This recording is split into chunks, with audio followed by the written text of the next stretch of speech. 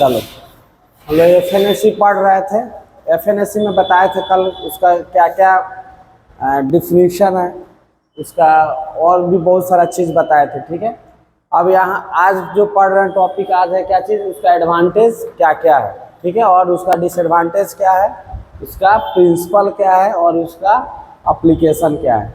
Advantage में बताए थे कि बहुत सारा जो सर्जरी होता है वो क्या होता है, बहुत कॉम्प्लिकेटेड चीज़ है। ठीक है, तो उससे बचने के लिए क्या होता है, हम लोग एफएनएसी बहुत सारा जो डीपली इंसाइटेड लेसन्स है या सुपरफिशियल उससे हम लोग कर सकते हैं।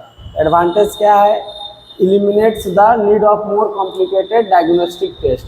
जो भी डायग्नोस्टिक टेस्ट है, ठीक है, तो अगर वो मतलब बहुत जो एडवांस टाइप का है उससे हम लोग क्या कर सकते हैं, बच सकते हैं। जो कॉम्प्लिकेटेड है, एडवांस नहीं, जो क्या है कॉम्प्लिकेटेड है, तो उससे क्या कर सकते हैं, एफएनएसी की मदद से हम लोग उससे बच सकते हैं। एफएनएसी से कर लेंगे वो सब टेस्ट। उसके बाद क्या है कि अगर मानो किसी नाइफ से हम लोग उसको क्या करते हैं, कट लगाते हैं, तो वो क्या होगा, ज़्यादा पेनफुल होगा। ठीक है, तो एफएनएसी के द्वारा हम लोग क्या कर सकते हैं, उसको जो भी लीसन्स है उसका सेल को निकाल कर हम लोग उसको स्टडी कर सकते हैं। उसके बाद है rapid and accurate permits early treatment. उसके बाद क्या होता है कि जो इस टेस्ट में एफएनएसी में क्या होता है कि उसको क्या कर सकते हैं, ये रैपिड होता है, इसमें क्या करते हैं जल्दी से निकाल सकते हैं और उसको क्या कर सकते हैं एक्यूरेटली टेस्ट कर कर, ठीक है, और ट्रीटमेंट के लिए जल्दी से उसको ले जाया जा सकता है। मतलब क्या होगा कि ये बहुत जल्दी से मतलब हम वो सब टेस्ट कर सकते हैं एफएनएसी की मदद से। स्लाइड वाइड बनाकर जो भी टेस्ट होगा, जो भी उसका मॉर्फोलॉजी होगा, हम सेल का वो स्टडी करके और उसको ट्रीट कर सकते हैं। उसके बाद है investigation of mass is possible with exciser. इसमें क्या है, विथ एक्साइजर इसमें क्या है कि अगर मानो कि बहुत सारा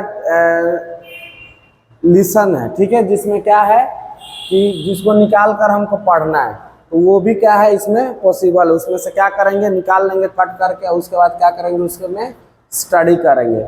उसके बाद provide pre operative knowledge of deep seated listen.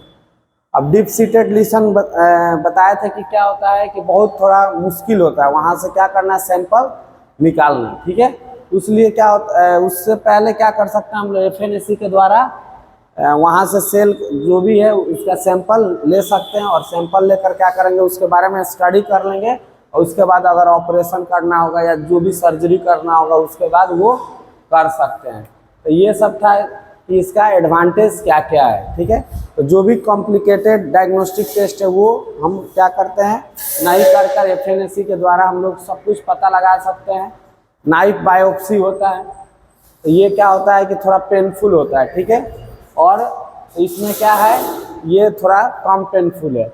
उसके बाद इसके मदद से हम लोग क्या कर सकते हैं, जल्दी कर सकते हैं और एक्यूरेट भी कर सकते हैं।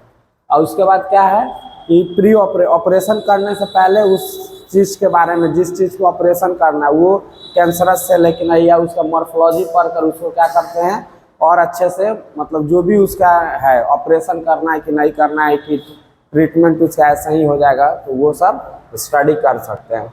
उसके बाद है डिसएडवांटेज ऑफ एफएनएसी। डिसएडवांटेज में क्या है कि डेंजर ऑफ हमेशा डेंजर आएगा कि क्योंकि ट्यूमर सेल निकाल रहे हैं। ठीक है, ट्यूमर सेल हो सकता है कि हम निकालते निकालते क्या हुआ कि एक जगह से निकाले, एक बॉडी कैविटी से, और पता चला कि यहाँ पर छूट गया। मानो यहाँ से 10 निकाले, पता चला 2 यहाँ पर छूट गया, 8 क्या हो गया, नीडल में आ गया या सिरिंज में आ गया। तो क्या दिक्कत होगा कि यहाँ पे हो सकता है ये कि फैला सकता है कैंसर। तो ये क्या होगा, ये हम मेरे लिए क्या है कॉम्प्लिकेशन कर सकता है। ठीक है, तो इससे हम लोग को बचना है। तो वहीं लिखा हुआ है कि जब ट्यूमर सेल निकालते रहेंगे, ठीक है, तो हो सकता है कि कोई अदर साइट पे क्या होगा, कोई 2-4 सेल छूट जाएगा, तो पता चला यहाँ पर तो हुआ ही है, यहाँ पर भी वो हो सकता है। ठीक है, तो इससे एक खतरा है। दूसरा क्या है कि निकालते समय हो सकता है कि हमको एक एक्स्ट्रा कॉम्प्लिकेशन हो जाए, ब्लीडिंग, इंटरनल ब्लीडिंग। तो उससे क्या होगा कि जैसे निकालते रहेंगे इंटरनल ब्लीडिंग होगा, उससे क्या होगा, ब्लड लॉस होगा और वो बहुत कॉम्प्लिकेटेड हो सकता है। एयर एम्बुलाई भी क्या हो सकता है, एक इसका कॉम्प्लिकेशन हो सकता है। उसके बाद है कि जो एक्यूरेसी है इसको क्या किया गया है, क्वेश्चन किया गया है, ये सही से हो पा रहा है कि नहीं। अगर मानो कि हमको जहाँ पे सिरिंज डालना है, निडल डालना है, ठीक है, हो सकता है कि वो वहाँ पे नहीं जा रहा है, इधर उधर चला गया, तो वो क्या हो सकता है, उसके लिए पेनफुल हो सकता है, 4-5 बार में निकले अगर ज़्यादा एक्सपीरियंस नहीं रहेगा। तो ये इसको क्या किया गया है, एक्यूरेसी को क्वेश्चन किया गया। इसलिए बताया कि बहुत सारा जो डीप सीटेड लिसन्स रहता है उसको क्या करते हैं, रेडियोलॉजी के द्वारा, रेडियोलॉजी से क्या करते हैं, मदद लेकर हम लोग क्या कर सकते हैं, उसको पॉइंट आउट करके उसके बाद ही क्या करते हैं, उसको निकालते हैं सैंपल सब, ठीक है। तो ये एक एक्यूरेसी को क्या किया गया है, यहाँ पे क्वेश्चन किया गया है।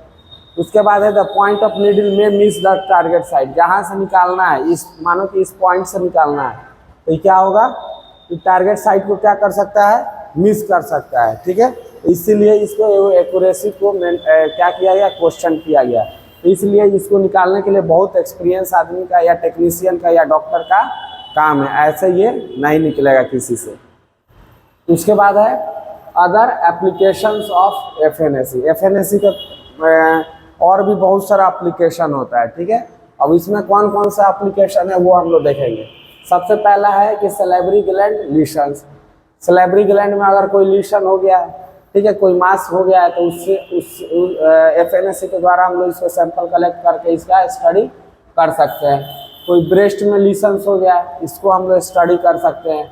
बोन में कोई भी हो गया, ज्वाइंट के बीच में या बोन में, तो उसको स्टडी कर सकते हैं। ट्रांसथोरेसिक, थोरेसिक के अंदर जैसे लंग्स ट्यूमर हो गया, उसके बारे में स्टडी कर सकते हैं। ट्रांस एब्डोमिनल, एब्डोमिनल के आसपास जैसे लीवर होता है, पैंक्रियाज होता है, किडनी होता है और एड्रेनल ग्लैंड होता है। तो ये सब में अगर मानो कि क्या हो सकता है, कोई भी कॉम्प्लिकेशन हुआ, लीशंस हुआ या मास पैल्पेबल हुआ, तो इसके बारे में हम लोग क्या कर सकते हैं, स्टडी कर सकते हैं।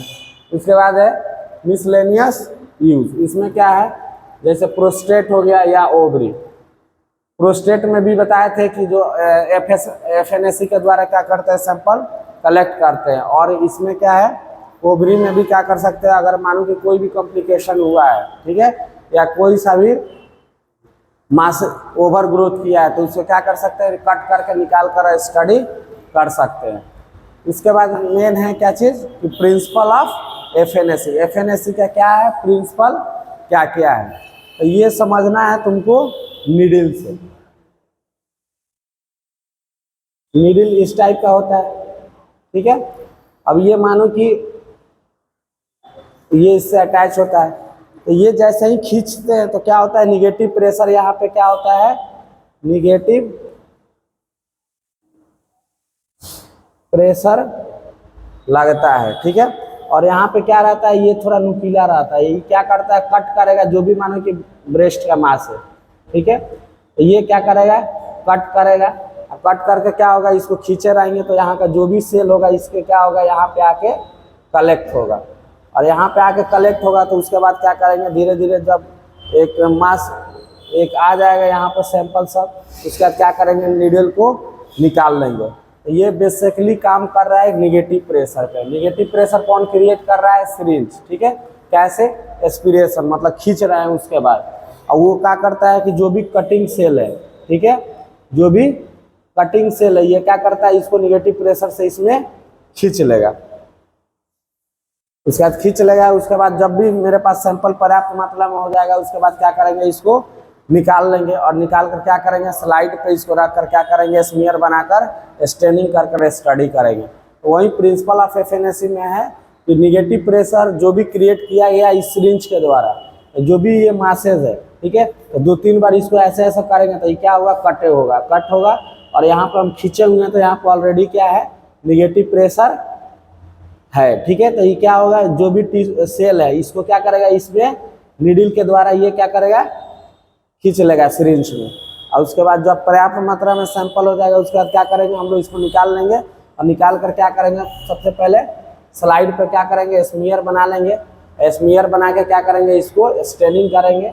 और स्टेनिंग कर कर क्या करेंगे, स्टडी कर लेंगे, जो भी माइक्रोस्कोपी कर लेंगे। यही इसका प्रिंसिपल है। तो क्या है कि जो भी निगेटिव प्रेशर क्रिएट किया जा रहा है, किसके द्वारा, सिरिंज के द्वारा। कैसे किया जा रहा है, एस्पिरेशन की मदद से, खींचने से। तो वो क्या कर रहा है कि जो भी टिश्यू है या सेल है, यहाँ पर जो कट लग रहा है, वो क्या कर रहा है, शार्प कटिंग एज होता है नीडल में, ठीक है। तो उसको कटिंग करने के बाद क्या होगा, ये इस प्रेशर से यहाँ पर कलेक्ट हो जाता है, so that the tissue will be cut by the cutting edge. जो भी कटिंग एज है, ठीक है, इसका क्या होता है कि जो भी सिरिंज नीडल रहता है उसका क्या रहता है, थोड़ा नुकीला इंट रहता है, उसको इधर उधर करेंगे तो कट होता है टिश्यू और सेल। और उसके बाद क्या होगा, accumulates with in the lumen of the needle. और उसके बाद क्या करेगा, लूमेन में ये जो थोड़ा सा ऐसे रहेगा तो इसी लूमेन में क्या होगा, कलेक्ट होगा और इधर आते जाएगा। और इसी को लेकर क्या करेंगे, स्लाइड बनाएंगे, और स्लाइड से फिर स्टेनिंग स्मीयर बनाएंगे, स्मीयर से स्टेनिंग करेंगे, स्टेनिंग से माइक्रोस्कोपी करके इसका क्या करेंगे, जो भी मॉर्फोलॉजी है, क्या करेंगे, मॉर्फोलॉजी है, मॉर्फोलॉजी ऑफ सेल के बारे में स्टडी करेंगे। तो ये क्या है, प्रिंसिपल ऑफ एफएनएसी। तो हम क्या बता दिए कि एडवांटेज इसका क्या क्या है, डिसएडवांटेज क्या क्या है, और एप्लीकेशन बहुत सारा बताए थे। उसके अलावा भी ये सब एक्स्ट्रा एप्लीकेशन है और उसका प्रिंसिपल क्या है, ठीक है।